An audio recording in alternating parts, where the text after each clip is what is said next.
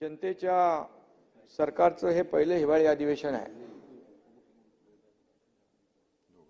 आमच्या लोकाभिमुख कारभारावर जनतेने पसंतीची मोहर उमटवली, जनतेने जो विश्वास दाखवला त्याबद्दल महाराष्ट्रातल्या तमाम जनतेला मी मनापासून धन्यवाद देतो, त्यांचे आभार मानतो. आता आमची जबाबदारी वाढली आहे याची जाणीव आम्हाला आहे.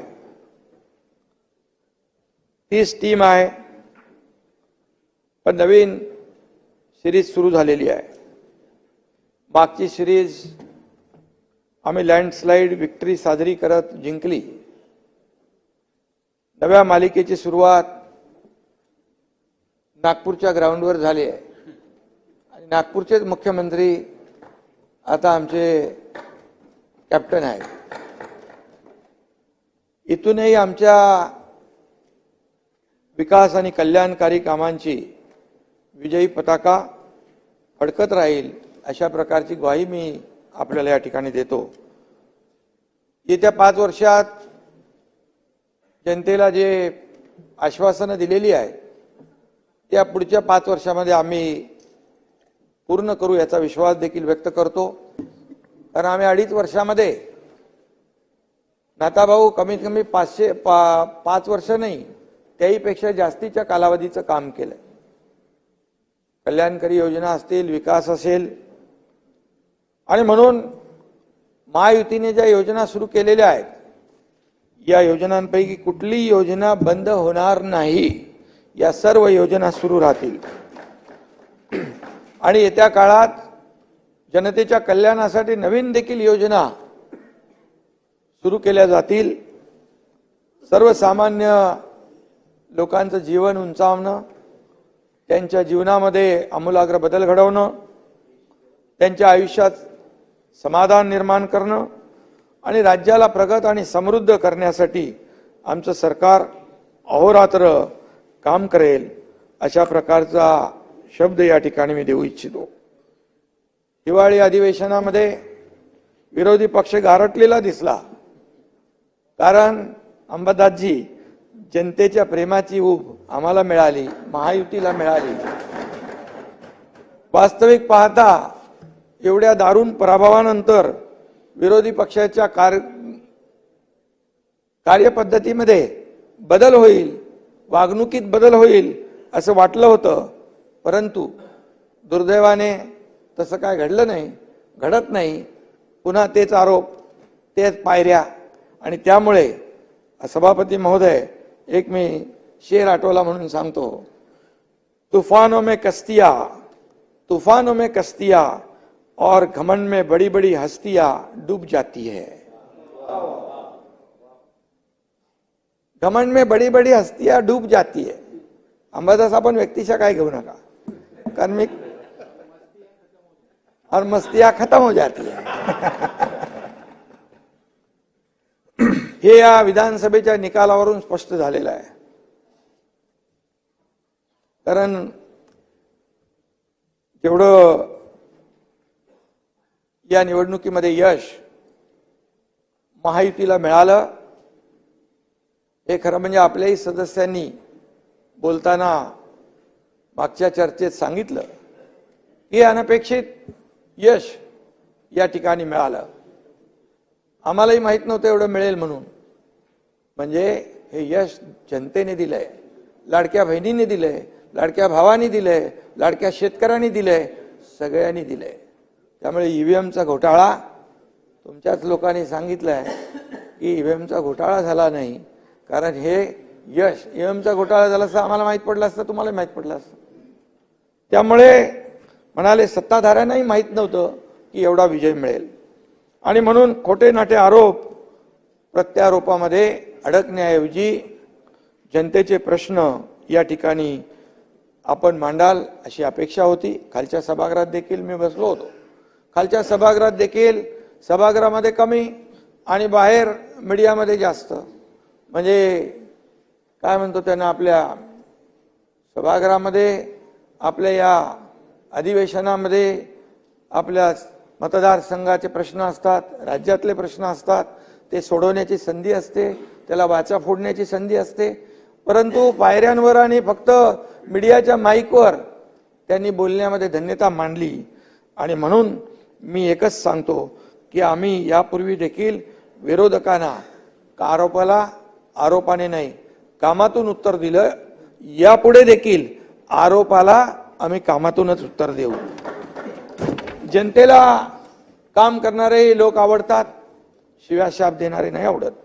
आणि म्हणून निवडणुकीच्या रिझल्टवरून रोज अडीच वर्ष खालच्या सभागृहातले आपण लोक देखील, आपण इकडे कमी संख्या आहे, पण खालच्या सभागृहातले लोक, वरच्या सभागृहातले लोक या ठिकाणी एकही दिवस असा गेला नाही की सरकारवर आरोप केले नाहीत, मुख्यमंत्री मी होतो माझ्यावर आरोप केले नाहीत, असा एकही दिवस गेला नाही.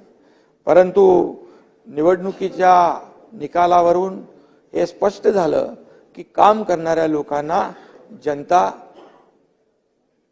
साथ देते आणि घरी बसणाऱ्यांना कायमचं घरी बसवते.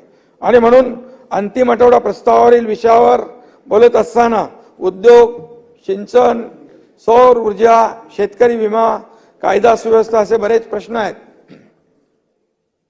पण याचं उत्तर देण्यापूर्वी हे प्रश्न का निर्माण झाले याचा देखील खुलासा करावा लागेल. काही प्रकल्पांमध्ये विलंब झाला, तो कोणामुळे झाला ते जरा आपण पहा, उघडा डोळे बघा नीट. आणि विकास कामामध्ये स्पीड ब्रेकर लावणारे कोण होते, योजना बंद पाडणारे कोण होते हे देखील आपल्याला माहित आहे. आणि महाराष्ट्र विरोधी आणि विकास विरोधी सरकार कुणाचं होतं हा प्रश्न देखील आपण आपल्याला स्वतःला विचारला पाहिजे. दुसऱ्याच्या घरात वाकून बघताना जरा अपने भी गिरेबान में झांक कर देखने की आवश्यकता है. आणि म्हणून या ठिकाणी 2.5 वर्षाच्या कार्यकाळात आम्ही जे काही केलं त्याची पोचपावती मी समाधानी आहे की 2.5 वर्षामध्ये एवढे बंद पडलेले प्रकल्प, एवढ्या प्रकल्पांना चालना आम्ही दिली, ते प्रकल्प सुरू झाले. मग ते समृद्धी महामार्ग असेल, अटल सेतू असेल, कोस्टल असेल, असे अनेक प्रकल्प मुंबईतले असतील, नाशिक मधले असतील, पुण्यातले असतील, ज्या ज्या ठिकाणी प्रकल्प सुरू होते आणि त्या ठिकाणी प्रकल्पांना स्थगिती दिली होती, ती सगळी स्थगिती उठवून आम्ही त्याला चालना दिली. विविध योजनांना आम्ही चालना दिली आणि त्याची पोचपावती जनतेने आम्हाला या निवडणुकीमध्ये दिलेली आहे. आम्हाला कमी कार्यकाळ मिळाला पण आमचं काम विक्रमी झालं. हे तुम्ही देखील अंबादासजी मनातून तर मान्य करता, कारण एवढ्या फास्ट निर्णय, एवढ्या कल्याणकारी योजना आतापर्यंतच्या इतिहासामध्ये कधी न घेतलेले निर्णय आम्ही घेतले. आणि म्हणून मगाशी म्हणालो खडसे साहेब की 2.5 वर्षाचं, 5 वर्षाचं, 10 वर्षाचं काम आम्ही 2.5 वर्षात करण्याचा प्रयत्न केलेला आहे. आता तर 5 वर्ष आहेत आणि म्हणून आणखी बरीच कामं करायची आहेत. विरोधी पक्षनेते आमचे मित्र आहेत अंबादासजी, राज्यातील कायदा व सुव्यवस्थेच्या बाबतीमध्ये आपण प्रश्न उपस्थित केला आहे. त्यांनी आकडेवारी आपण सांगितली. आताची आणि महाविकास आघाडी सरकारच्या काळातली आकडेवारी माझ्याकडेही आहे, पण सांगायची असेल तर माझ्याकडे आहे. आणि यामध्ये आपण जो मुद्दा उपस्थित केला होता, राज्यातील कायदा सुव्यवस्था गंभीर आहे, यामध्ये गुन्ह्याच्या संख्येनुसार आपला 2रा नंबर आहे. पण मी आपल्या माहितीसाठी सांगतो, दर 1 लाख लोकसंख्येच्या मागे क्राईम रेट 297.5 आहे. त्यानुसार महाराष्ट्र राज्याचा देशात 8वा क्रमांक लागतो. आपण एकूण गुन्हे दाखल झाले त्या संख्येनुसार आपण 2रा नंबर काढलेला आहे. माझ्याकडे पूर्ण डिटेल आहे आणि यामध्ये संपूर्णपणे या गृह विभागाची माहिती या ठिकाणी आहे, पण मी त्या डिटेलमध्ये जाऊ इच्छित नाही. महाविकास आघाडीचे गृहमंत्री होते, वसुली प्रकरणात त्यांना जेलमध्ये जावं लागलं. पोलिसांनी उद्योगपतीच्या घराखाली बॉम्ब लावणे, बॉम्ब पेरण्याचं काम केलं. कशा उद्योग येतील? आणि म्हणून साधूची हत्या झाली तरी आपलं सरकार बघायच्या भूमिकेमध्ये होतं. बॉम्ब स्फोटातील आरोपी याकूब मेमन याच्या कबरीचं उदात्तीकरण देखील महाविकास आघाडीच्या सरकारमध्ये झालं. मी आणखी जास्ती काय उदाहरणं देऊ इच्छित नाही आणि सभागृहाचा वेळ घेऊ इच्छित नाही. आणि म्हणून हीच मंडळी आता कायदा सुव्यवस्थेच्या नावाने गळा काढतायत. महाविकास आघाडी सत्तेत असताना पोलीस यंत्रणेचा बेसुमार गैरवापर केला गेला. मी यापूर्वी देखील सांगितलं. आताचे मुख्यमंत्री देवेंद्रजी यांना देखील खोट्या केसमध्ये अडकवण्याचं षडयंत्र काय केलं. त्याच्यामध्ये अनेक मंत्री होते, त्यांचेही नंबर होते आणि याचा पुरावा पेन ड्राईव्ह परवा दाखवला. प्रवीण दरेकर यांनी पेन ड्राईव्हद्वारे दुसरा बॉम्ब देखील टाकला. देवेंद्रजी आणि हा एकनाथ शिंदे यांना अडकवण्यासाठी अंबादासजी पुराव्यानिशी माझ्याकडे आहे. त्याच्यामध्ये बोलणं आहे, स्टेटमेंट आहे, डीसीपी लेवलचा अधिकारी आहे. सगळं केलं.